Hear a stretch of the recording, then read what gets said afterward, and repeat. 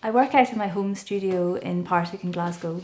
I'm a designer who works with paper, which I fold into geometric three-dimensional forms. I make homewares and lighting and installations. My dad was a mathematician, and as a hobby he used to make polyhedron models which used to hang around the house. I was always fascinated by their brightly coloured geometric shapes.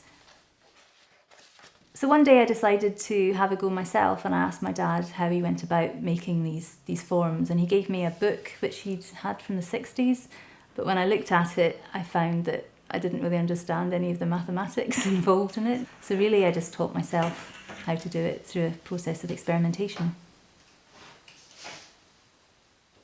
For V&A Dundee I made an exclusive lampshade.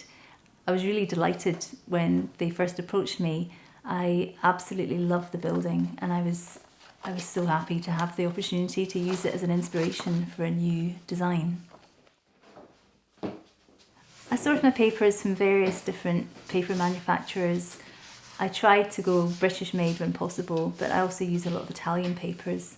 Being environmentally friendly is definitely a consideration in my work, and I always try to use recycles and FSC paper as much as I can. The tools I use to make my lampshades are quite minimal really. I use rulers, a scoring tool, sometimes a bone folder. That's it really. So I always start with a flat piece of paper. I select the colour and texture that I'd like, and I think about how it's going to react with light. I divide it into equal sections, and then I score it accordingly with different designs and patterns that I've worked out before. I then fold the paper into the desired shape.